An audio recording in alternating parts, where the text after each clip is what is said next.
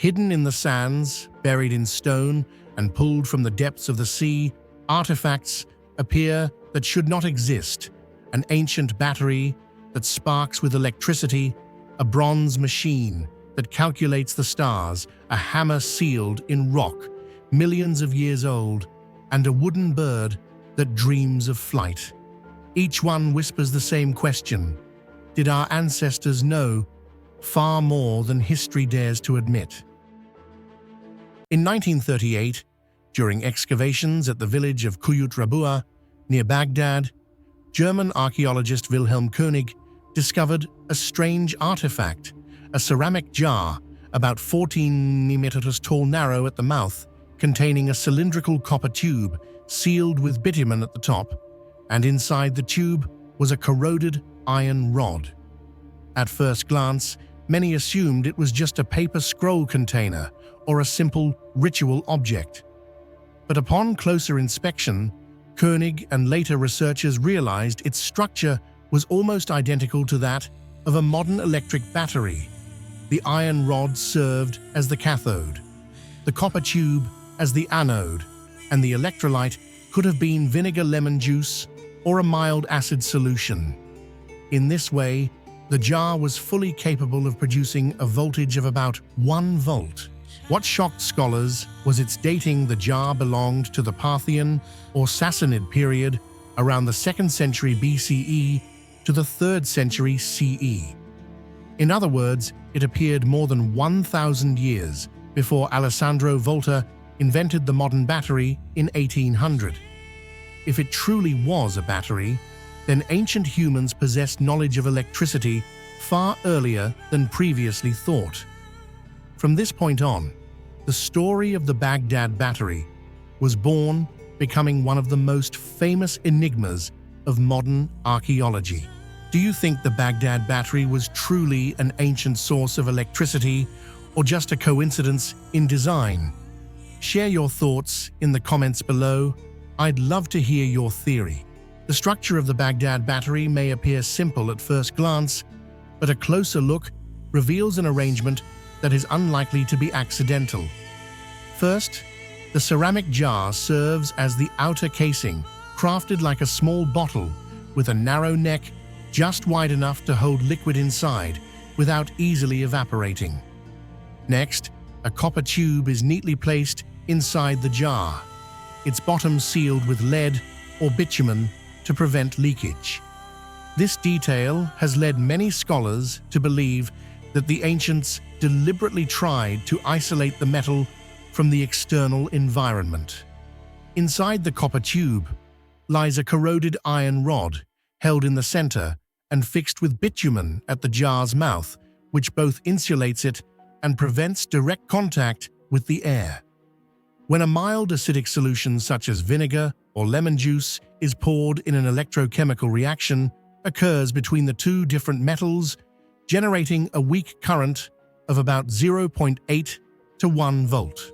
Modern laboratory experiments show that if multiple jars of this kind are connected in series, the voltage can increase significantly enough to light a small bulb or produce a tingling sensation when touched.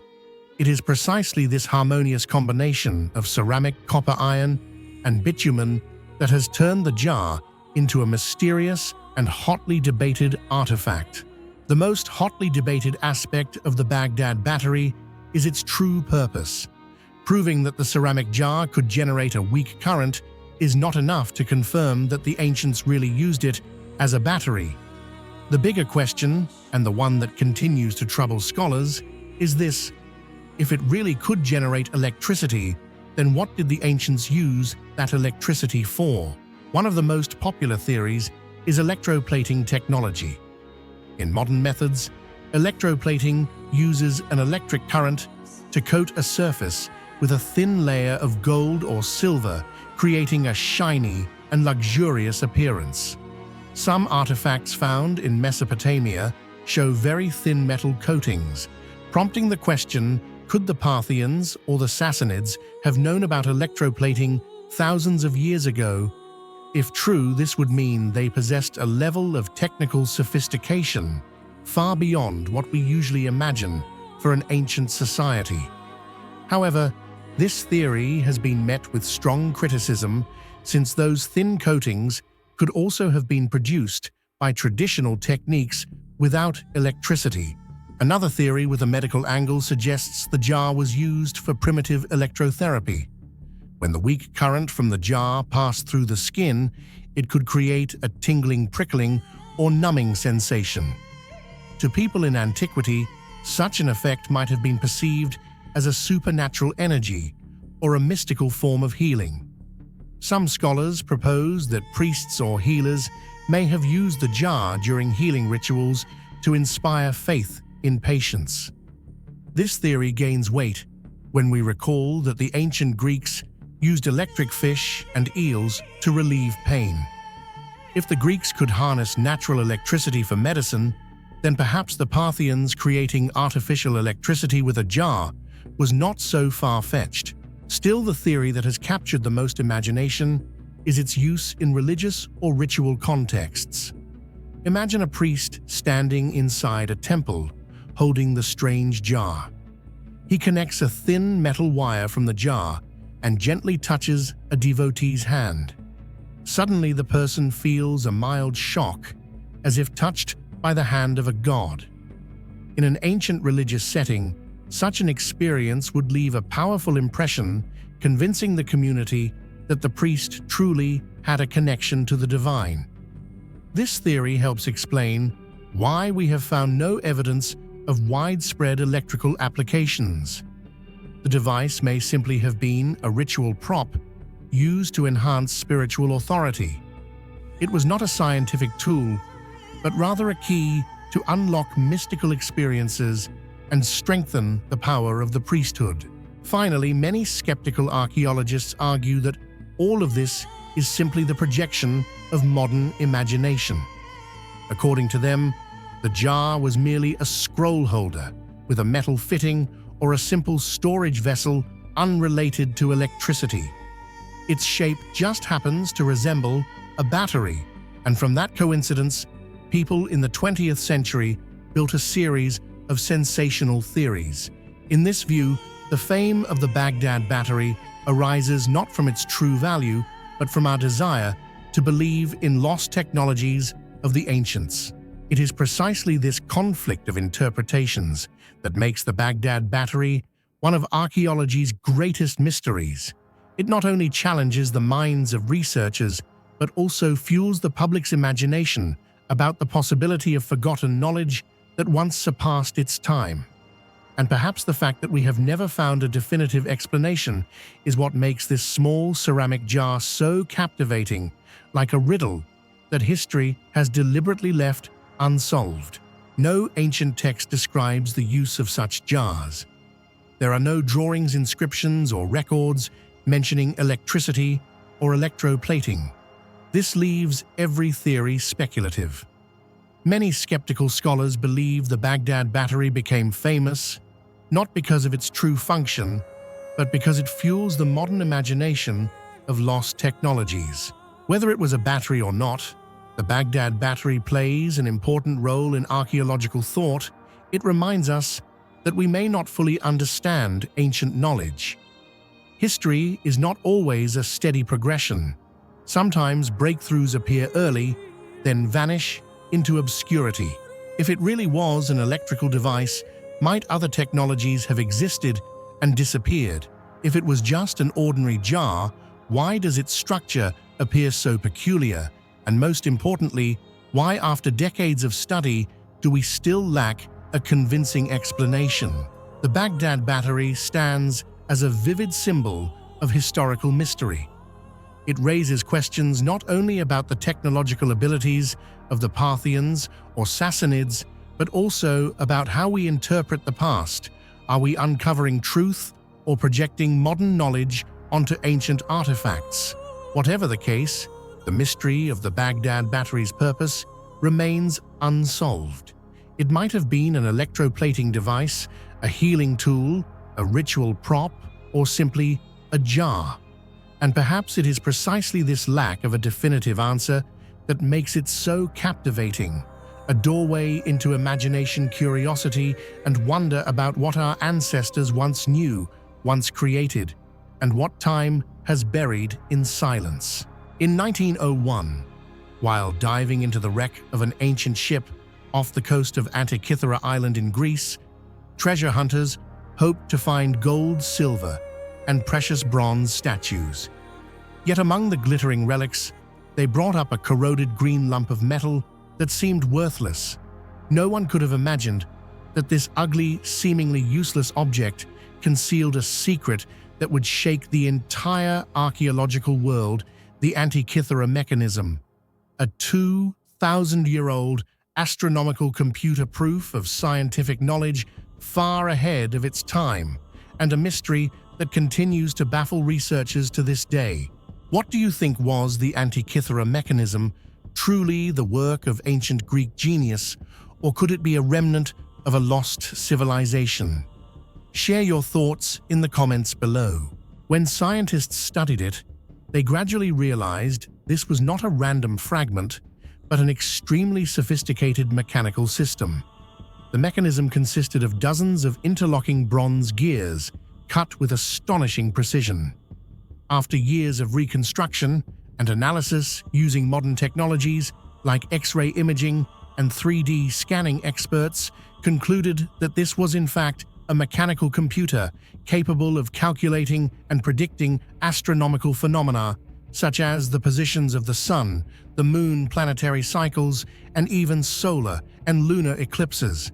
What is astounding is that this mechanism was created around the 2nd century BC, more than 2,000 years ago.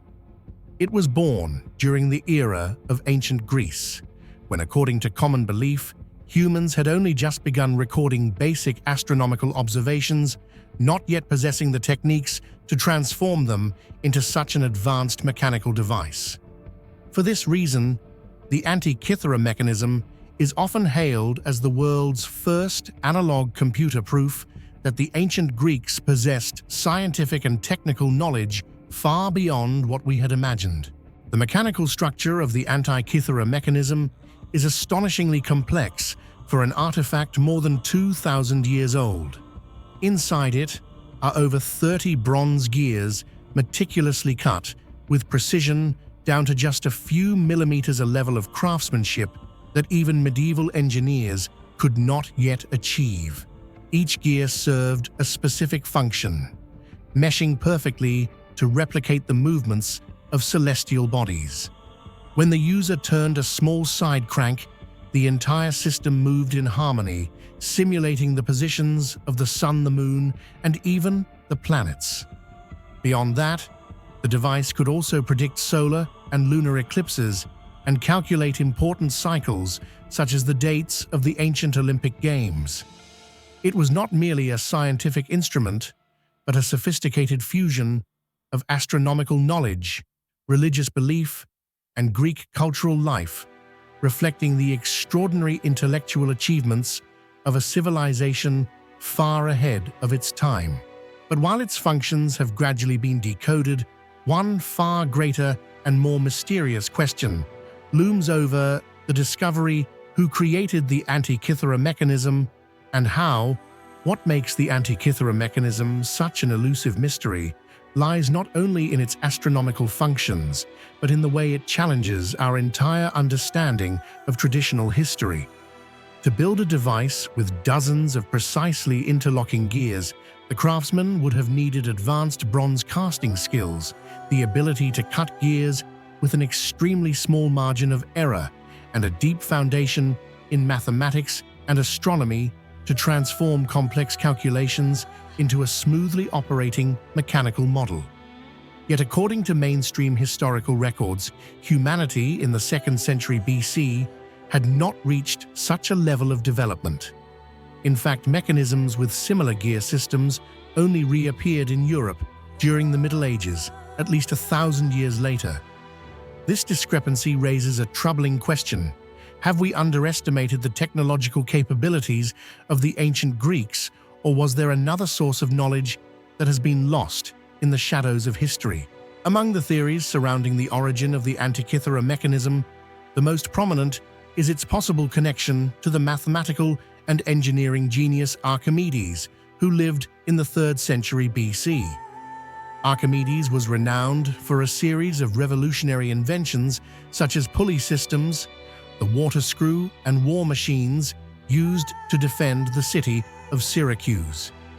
His extraordinary mechanical thinking and ability to transform mathematics into practical applications have led many scholars to believe that Archimedes, or at least his students, may have paved the way for the creation of the Antikythera mechanism. If this is true, the device could be considered a surviving legacy of a scientific tradition that stemmed directly from his brilliance.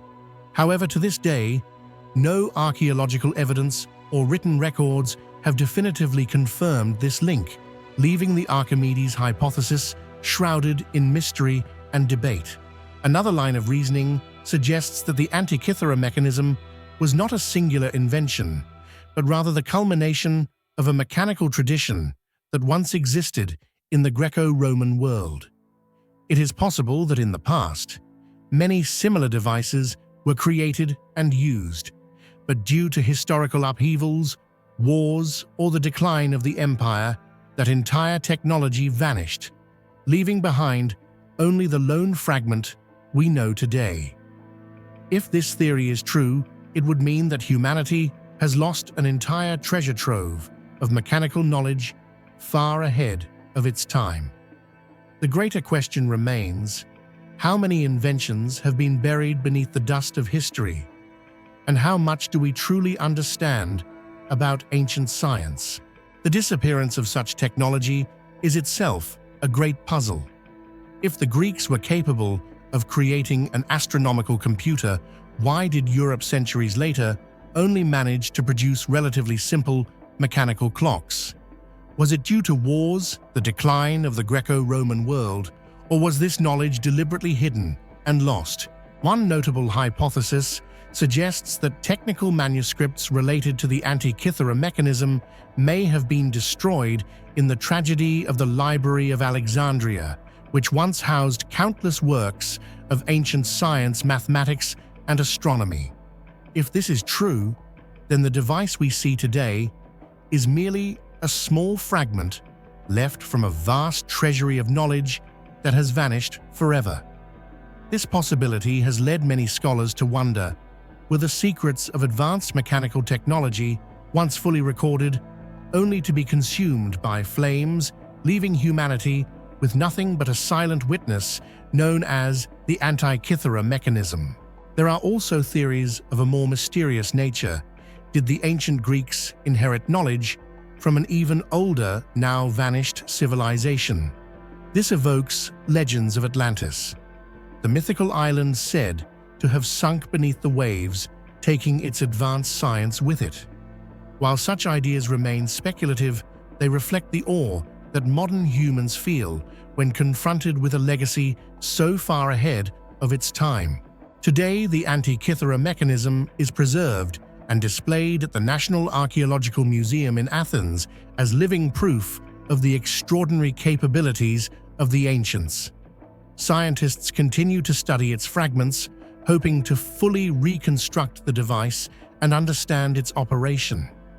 Yet even if its functions are completely unraveled, the mystery of its origin and manufacturing techniques will remain a daunting question challenging established history.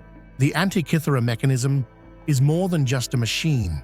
It is a haunting reminder that human history may contain forgotten chapters, knowledge far ahead of its time, concealed by the shadows of history due to some great catastrophe.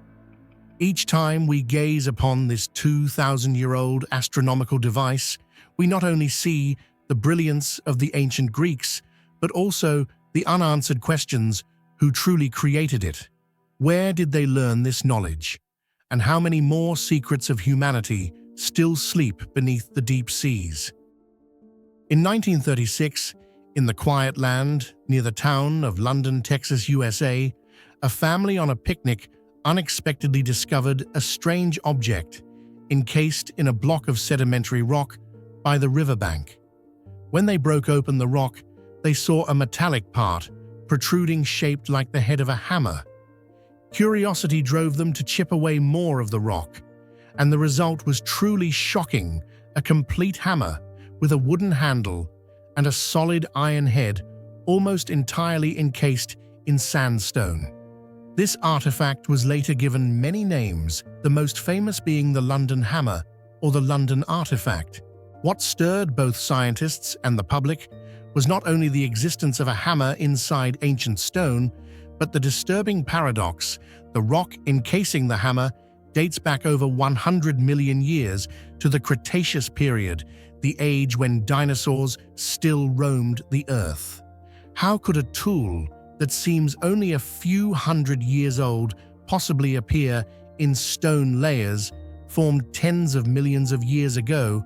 This question turned the London Hammer into one of the most famous OOPArts out-of-place artifacts that appear to challenge our entire understanding of human history. So, what do you think?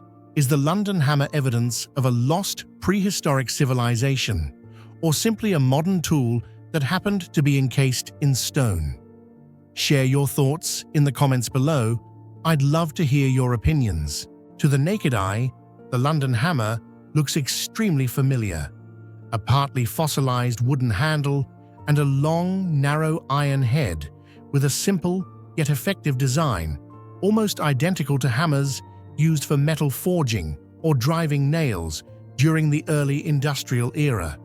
There is nothing primitive about it, no resemblance to stone axes or Bronze Age tools. Instead, it carries an almost impossibly modern look, as if it had been manufactured only 200 years ago, not millions. The most controversial aspect of the London Hammer lies in the sandstone that encases it. Geologists estimate that this rock was formed during the Cretaceous period around 100–115 million years ago, a time when dinosaurs still dominated the Earth. Normally, for an object to be locked tightly inside stone, it must have existed at the same time the rock itself was forming. If that dating is accurate, the hammer could not possibly be a product of modern humans. This paradox has given rise to conflicting theories. Some argue that it is evidence of an advanced prehistoric civilization capable of forging metal tools tens of millions of years ago. In contrast, mainstream scientists suggest that the surrounding stone may not truly be the same age as the entire geological layer, but rather a mineral deposit that formed rapidly under unusual conditions, sealing the hammer as if in a natural cocoon. Either way, the London Hammer continues to raise a provocative question. Could we be missing an entire chapter of history that has never been recorded? While the modern appearance and the surrounding stone could be debated as results of natural mineralization, what truly makes the London Hammer an enigma is the metal composition of its head. When researchers analyzed it, the results were so astonishing that they shocked the scientific community. The hammerhead, weighing about 400 grams, was found to contain 96.6% pure iron, along with 2.6% chlorine and 0.74% sulfur, yet it contained absolutely no carbon. This is highly unusual because in modern metallurgy, carbon plays a crucial role in producing steel and cast iron, enhancing hardness, strength, and durability. Without carbon, iron is normally soft and prone to deformation under force. Yet this hammerhead has preserved its original shape perfectly over a vast stretch of time, even while locked inside ancient rock.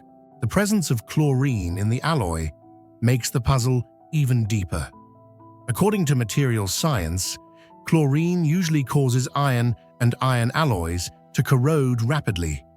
And yet the opposite has happened here. The London Hammer's head is almost entirely free from rust, even after decades in humid conditions following its discovery.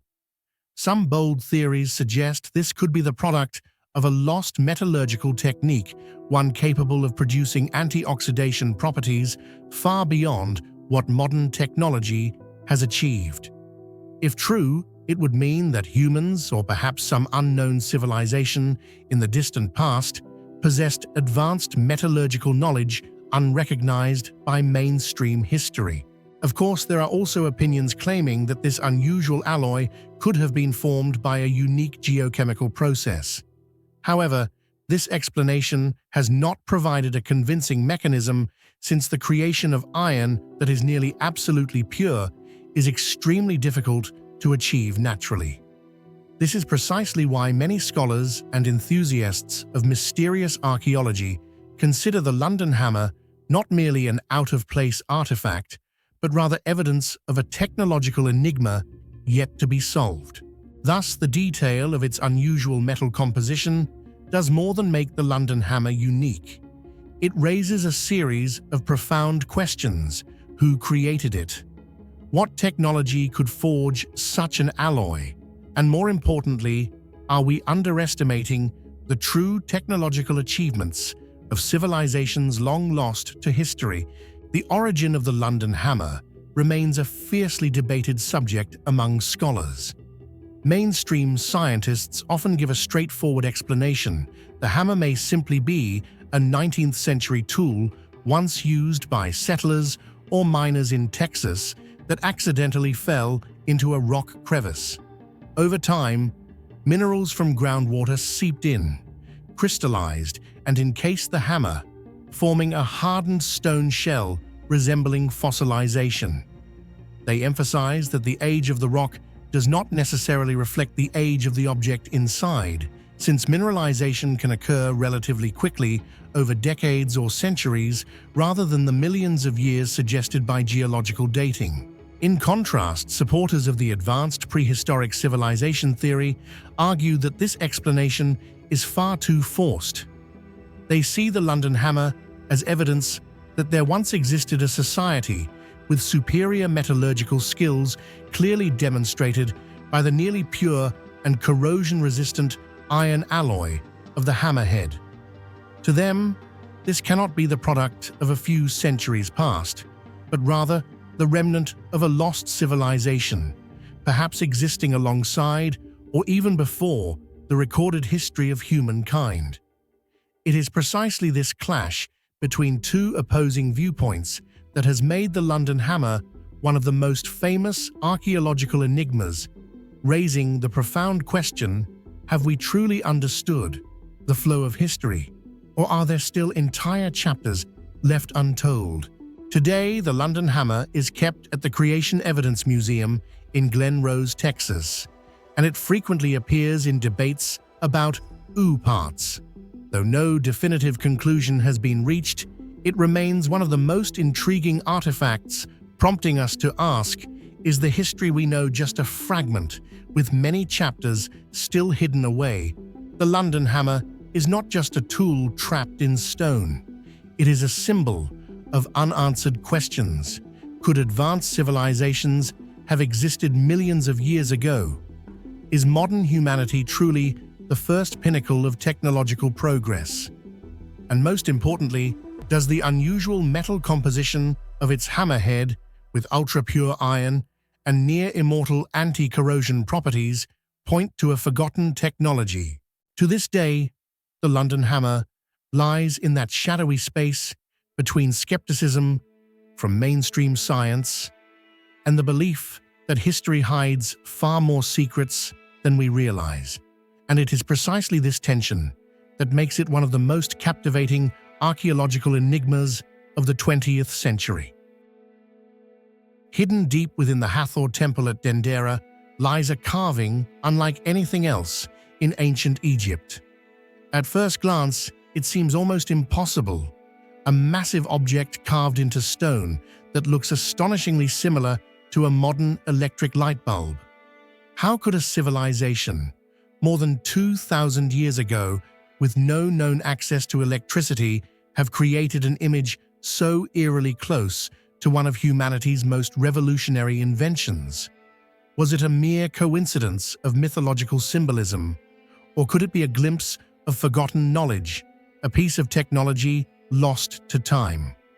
This enigmatic carving, now called the Dendera Light, continues to ignite fierce debates because its shape, sleek, elongated, and detailed, seems far too modern, far too specific to simply dismiss as imagination. What do you think? Do you believe the Dendera light was just a symbolic myth, or could it be evidence of a lost ancient technology? Share your thoughts in the comments below. If we carefully observe the relief in the Osiris chamber of the Hathor temple, we notice a strange carving, an elongated object slightly swollen at one end and narrowing at the other, with a wavy line running inside from one end to the other. The entire structure immediately reminds many people of the shape of a classic glass light bulb and even resembles a Crookes tube, an electrical device that only appeared in Europe in the 19th century. Most striking is that the wavy line inside looks almost identical to a glowing filament, and this detail is supported by a solid column at the base. This combination creates an overall design that seems too coherent to ignore an elongated shell resembling glass, a filament-like element at the center, and a socket or power source at the end. Placed in a modern context, the image looks like a primitive yet remarkably accurate drawing of an electric bulb, complete with filament glass shell and a base connected to a source of energy.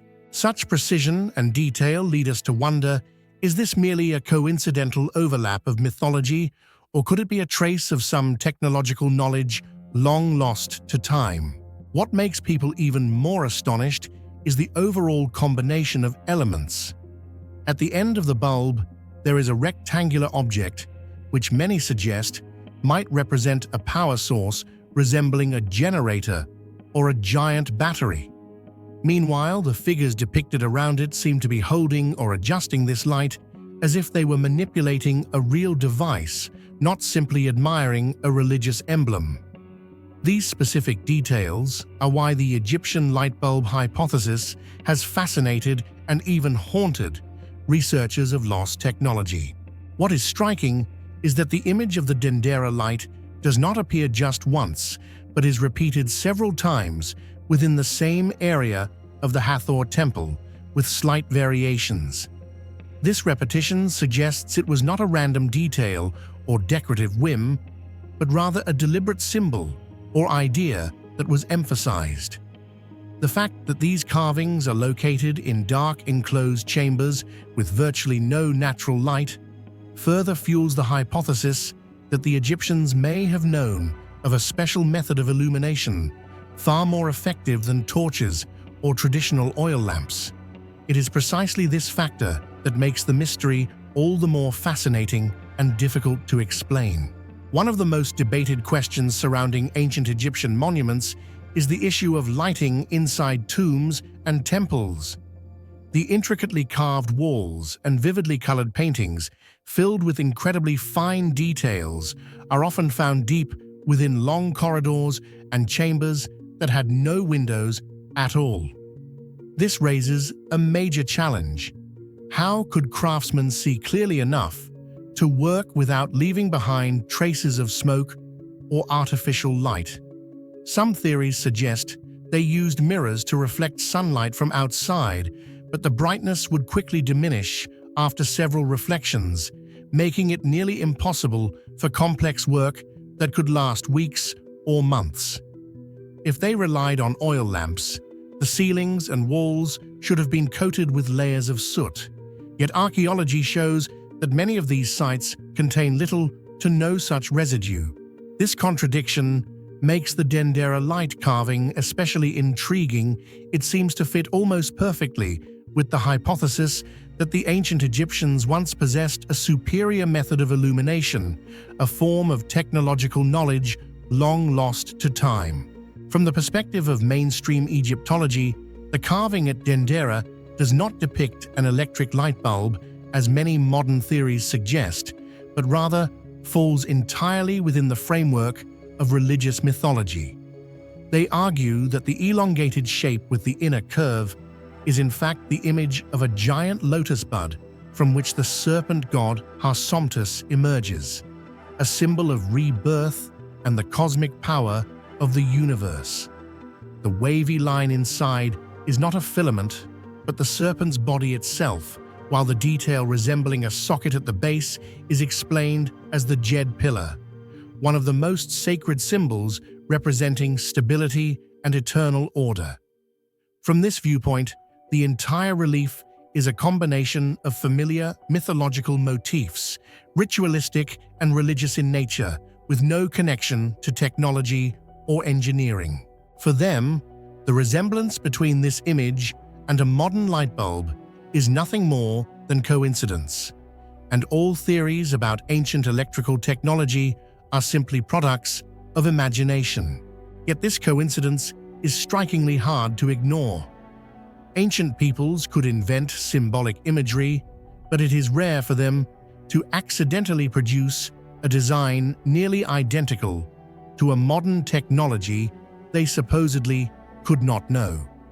From the glass-like elongated body to the filament-like line to the wire and socket, the whole structure is not only aesthetically convincing, but mechanically plausible. This is why, despite academic rejection, the carving is often cited as potential evidence of advanced knowledge in lost civilizations. Another fascinating detail emerges when comparing this carving to 19th century devices, especially the Crookes tube and early arc lamps. The Crookes tube, a sealed glass container with electrodes inside, glows when connected to power. Its structure is strikingly similar to the Dendera carving, so much so that many suggest if an ancient Egyptian walked into a 19th century European lab, they would immediately recognize something familiar. This is why many fringe researchers readily call the Dendera light the Egyptian light bulb. Whichever theory is correct, it is undeniable that the bulb-like shape is the key reason why the Dendera light remains one of the most captivating enigmas of Egyptian archaeology.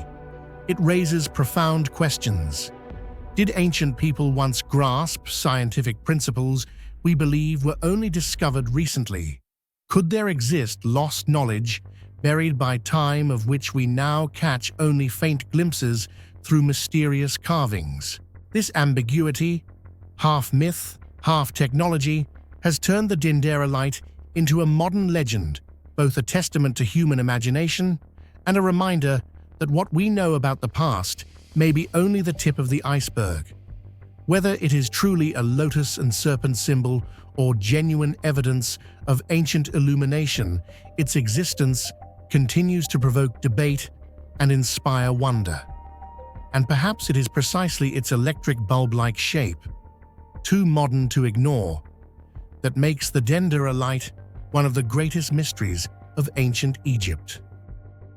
Amid the sands and tombs of ancient Egypt lies an object so small it could fit in your hand, yet so mysterious it continues to puzzle scientists and historians alike. This is the Saqqara bird, a 200-year-old wooden figure discovered in the necropolis of Saqqara. At first glance, it might look like a simple carving, no more than a child's toy or a ritual symbol. But upon closer inspection, its form is eerily familiar. A streamlined body, straight wings, and an upright tail fin, features that bear an uncanny resemblance to a modern airplane. Measuring just 18 centimeters across and weighing less than 40 grams, this tiny artifact raises a question both thrilling and unsettling. Did the ancient Egyptians millennia before the age of flight already dream or even experiment with the skies? And now, I have a question for you.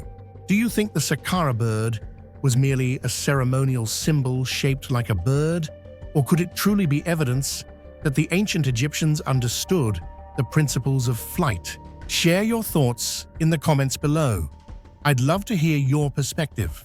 What makes the Saqqara bird one of the most controversial artifacts is its extraordinary shape. At first glance, many were astonished because this wooden model carries features that seem far too familiar to the modern world. It looks almost like a miniature airplane rather than a stylized bird crafted in the typical Egyptian artistic fashion. The body of the Saqqara bird is slender, symmetrical, and neatly carved, lacking a distinct head, as seen in traditional bird figures, which immediately brings to mind the fuselage of an aircraft. Its wings are attached horizontally at the center of the body, straight, evenly thick, and flat, very different from natural bird wings, which are usually curved to generate lift. Yet the most striking detail lies in its upright vertical tail fin, a feature that almost no bird in nature possesses, but one that is essential in aircraft design for stability. At the same time, the Saqqara bird is completely missing a horizontal stabilizer, a critical component in modern aviation. Yet this absence oddly makes it resemble early glider prototypes from the 19th century. This strange combination of elements raises an unsettling question. Was this merely a ritual bird model, or could it in fact be an ancient prototype for humanity's dream of flight conceived thousands of years before it became reality? This airplane-like appearance has sparked numerous hypotheses. Some aeronautical engineers, when reconstructing the Saqqara bird with modern materials, found that it could glide through the air like a glider if thrown with sufficient force. These results led many to wonder, did the ancient Egyptians truly understand the principles of flight? And could the Saqqara bird be evidence of a lost technology? However, the story does not end there. Looking deeper, the Saqqara bird carries elements that are both contradictory and intriguing. Traditional archaeologists argue that it is simply a bird model used in religious rituals. In Egyptian belief, birds symbolized the soul's journey to the afterlife, especially the falcon, the emblem of the god Horus. From this perspective, the Saqqara bird was nothing more than a sacred symbol of ascension. Yet, if it was purely symbolic, why would ancient craftsmen design it with such symmetry, elongated proportions, and aerodynamic qualities so different from conventional Egyptian art? This remains an unanswered question. When studied closely by modern scientists, the Saqqara bird revealed unusual features that are difficult to dismiss as mere coincidence. Its wings were carved thick, straight, and completely flat, rather than curved like those of natural birds, which typically aid in generating lift. This flatness immediately caught the attention of aeronautical experts, as it resembled the structure of primitive glider wings. The upright vertical tail fin further reinforced the comparison to modern aircraft, where this component plays a crucial role in stabilizing direction during flight. More intriguingly, when engineers tested replicas of the Saqqara bird in wind tunnels, they found that with the simple addition of a horizontal stabilizer, the object could achieve stable flight, similar to that of a small model airplane. This led to a bold hypothesis: the Saqqara bird may not be a complete artifact, but rather a surviving fragment of a larger aeronautical concept, perhaps even evidence that the ancient Egyptians once experimented with the principles of flight. Not everyone accepts the ancient airplane theory about the Saqqara bird. Some conservative scholars argue that comparing this wooden model to a modern aircraft is merely a projection of 20th century thinking onto the past. In their view, the Egyptians simply carved a stylized bird, and it is we, so accustomed to airplanes, who unintentionally see the resemblance. Yet details such as the slender, symmetrical body, the straight horizontal wings, and the upright tail fin make it difficult for many to dismiss alternative interpretations. This coincidence poses a paradox.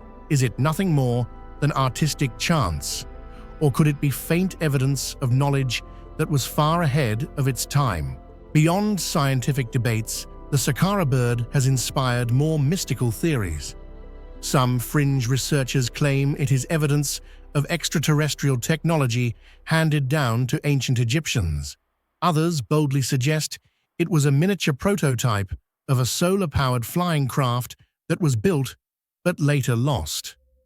Although lacking solid proof, such claims continue to fuel the public imagination, making this small artifact a central subject of books, documentaries, and TV shows about lost technologies.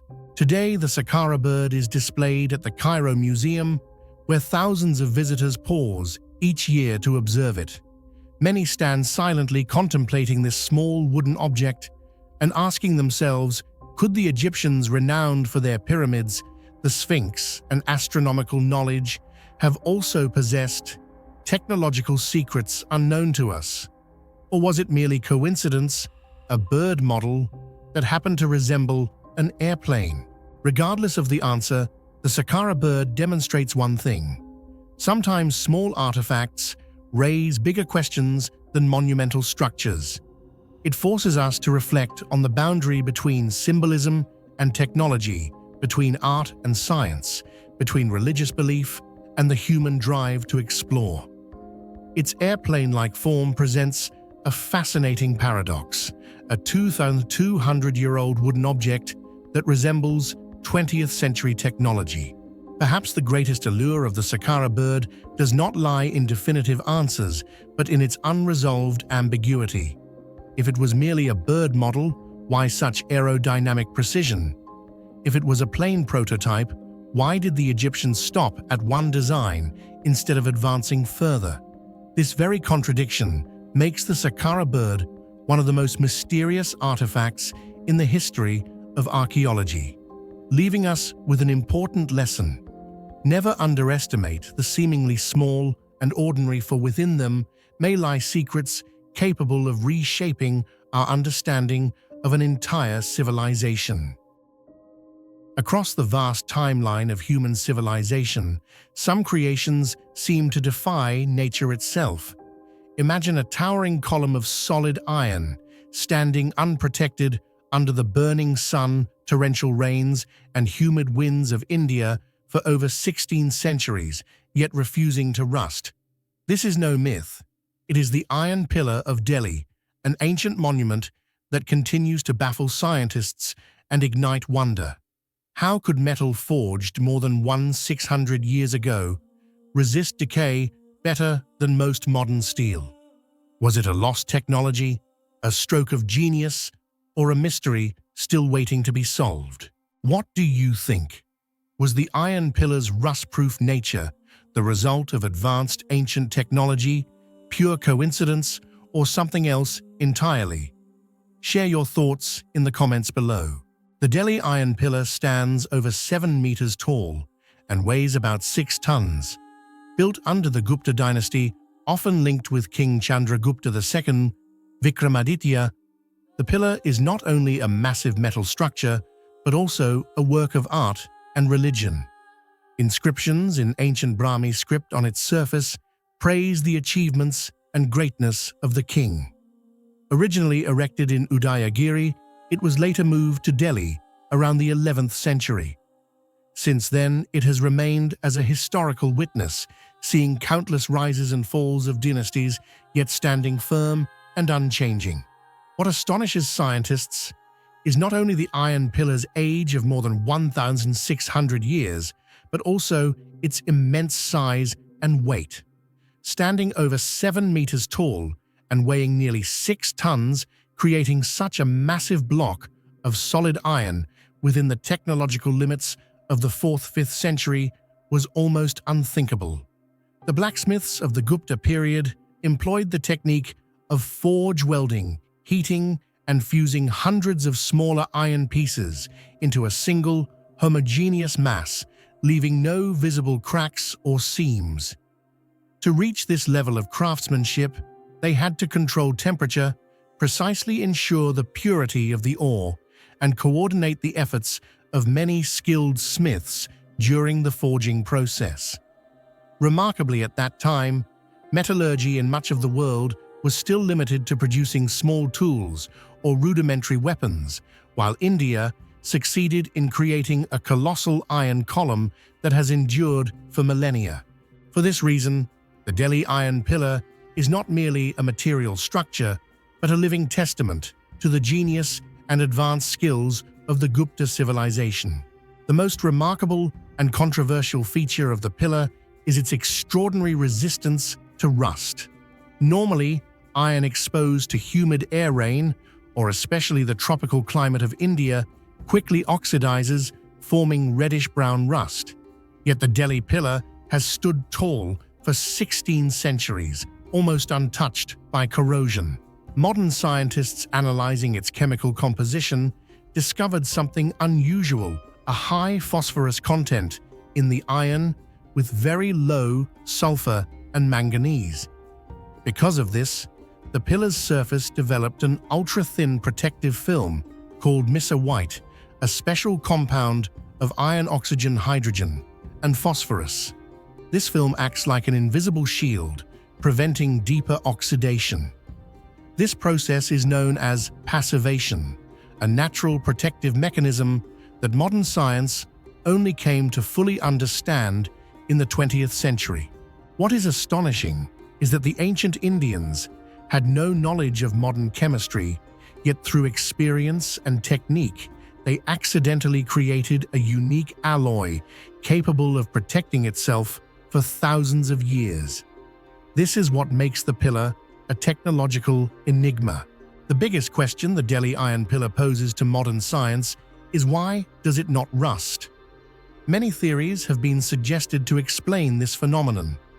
First, chemical analyses reveal that the pillar's composition is highly unusual. It contains an abnormally high level of phosphorus while being almost free of manganese and sulfur. This unique balance allowed a thin compound layer called Mesa White, made of iron, oxygen, hydrogen, and phosphorus, to form on the surface, acting as a natural shield against oxidation. In addition, some researchers believe Delhi's semi-arid climate helps slow down corrosion, though this factor alone cannot fully explain the mystery.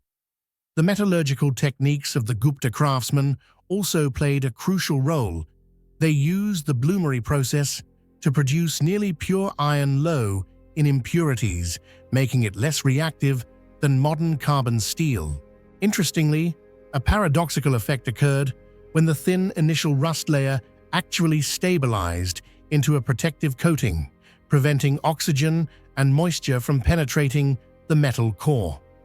Together, these factors created an almost perfect anti-corrosion mechanism. Yet the key question remains unresolved.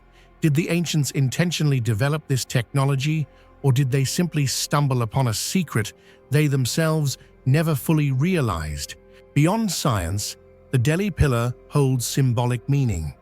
It was originally erected in honor of the god Vishnu, one of the supreme deities of Hinduism.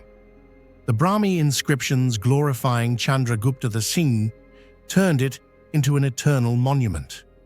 For the Indian people, the pillar became a symbol of incorruptibility, spiritual strength, and the endurance of their civilization.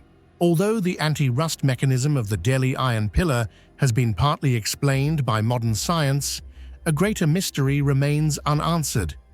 How were the ancient Indians able to create such a massive and enduring metal structure? The large-scale forge welding technique they employed seems to have vanished with no trace in later centuries.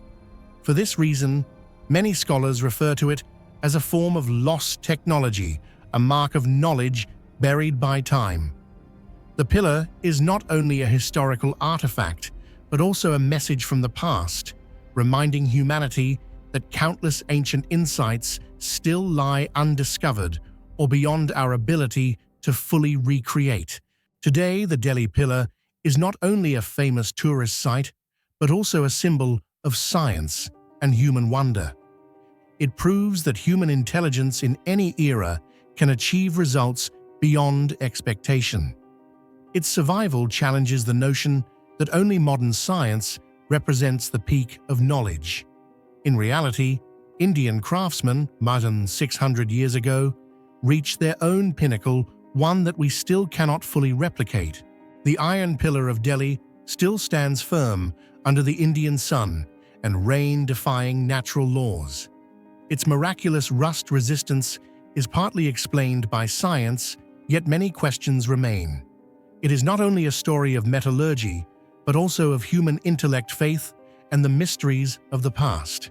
Perhaps the Delhi Pillar proves that science is not only what we already know, but also the mysteries still unanswered.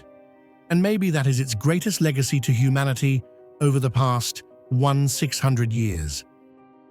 In the late 1930s, a Chinese archaeological team was said to have discovered a series of strange stone discs in remote caves of the Bayan Kara Ula Mountains near the Tibetan border.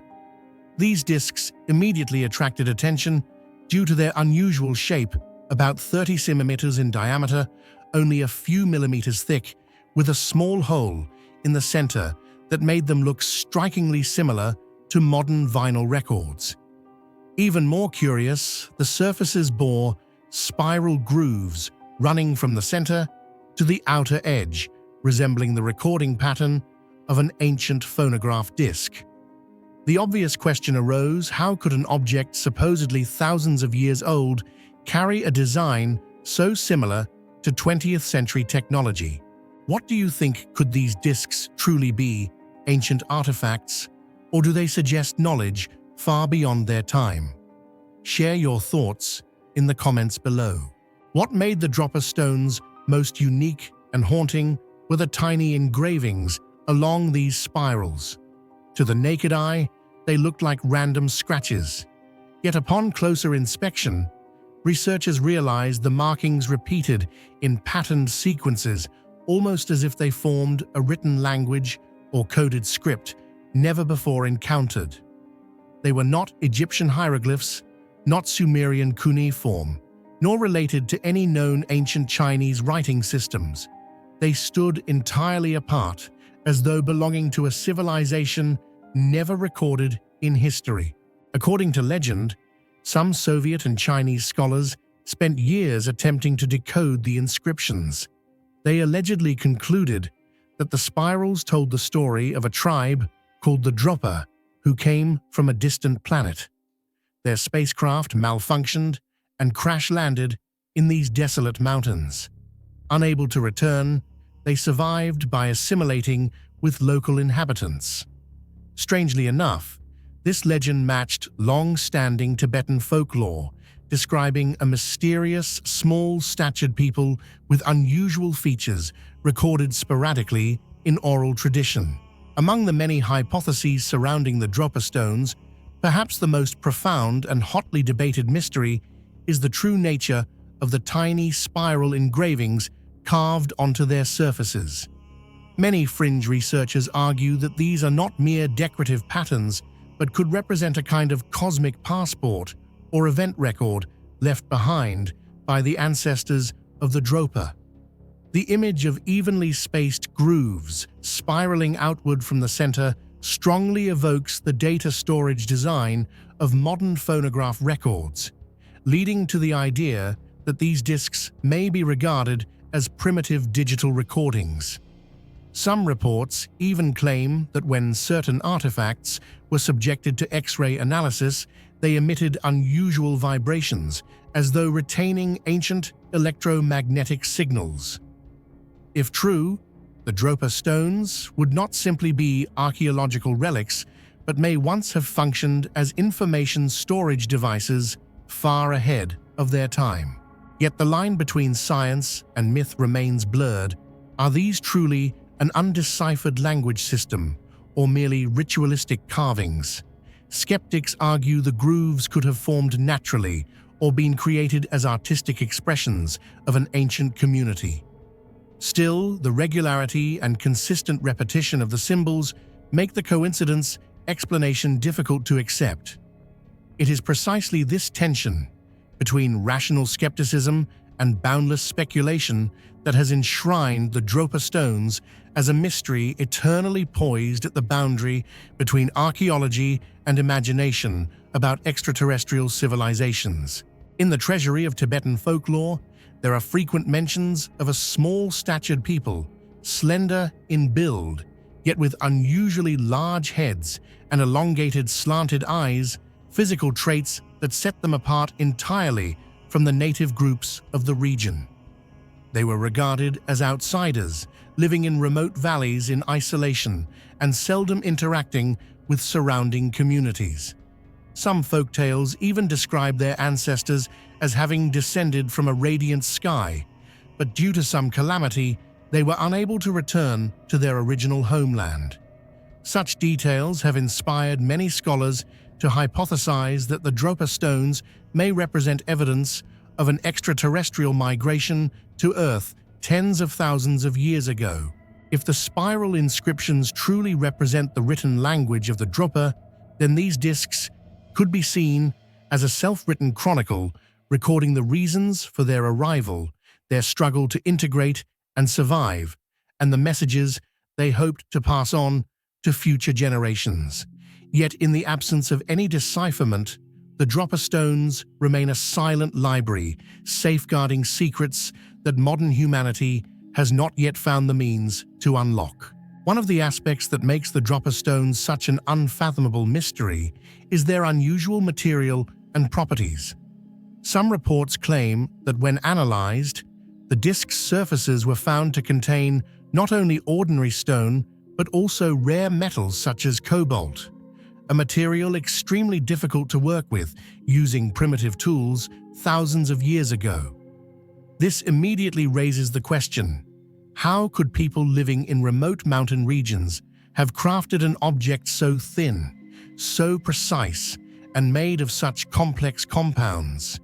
Beyond that, records suggest that when certain discs were placed on vibration generators, they emitted a faint humming sound similar to electromagnetic resonance.